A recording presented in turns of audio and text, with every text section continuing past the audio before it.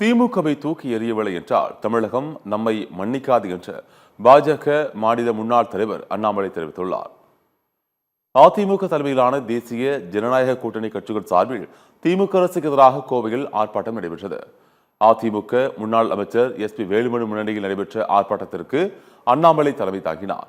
ஆர்ப்பாட்டத்தின் போது பேசிய அண்ணாமலை 5 ஆண்டு கால திமுக ஆட்சியில் பெண்களுக்கு எதிரான குற்றங்கள் அதிகரித்து விட்டது என்று கூறினார். திமுகவை தூக்கி எறிய எடப்பாடி பழனிசாமி பின்னால் அணிவகுத்து நிற்க வேண்டும் என்றும் அண்ணாமலை கேட்டுக் கொண்டார்.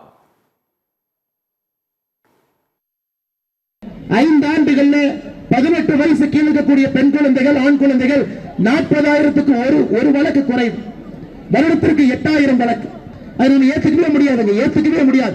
ஒரு தமிழ் சமூகத்தில் பெண்களுக்கு எதிராக நடக்கக்கூடிய அந்த குற்றத்தை நாம் யாரும் ஏற்றுக்கொள்ள கூடாது. இந்த முறை தீய திராவிட முன்னேற்ற கழக சக்தியை தூக்கி எறிய வேண்டும். ஏன்னாங்க இது நமக்குள்ள விருப்பு வெறுப்பு இருக்கக்கூடாது. தூக்கி எறியவில்லை என்றால் தமிழகம் நம்மை மன்னிக்காது என்பதை நாம் எல்லோரும் உணர்ந்து கொள்ள வேண்டும். மக்களுடைய எதிர்பார்ப்பு வேற சித்தாந்தம் வேற கட்சி ஏதாவது இருந்தாலும் கூட அண்ணன் எடப்பாடி பழனிசாமி அவர்கள் பின்னால் அணிவகுத்து நிற்க வேண்டிய கடமை கட்டாயம் இருக்கு. என மக்கள் முதலமைச்சரை பார்த்து ஓட்டு போடுவாங்க தமிழகத்தில்.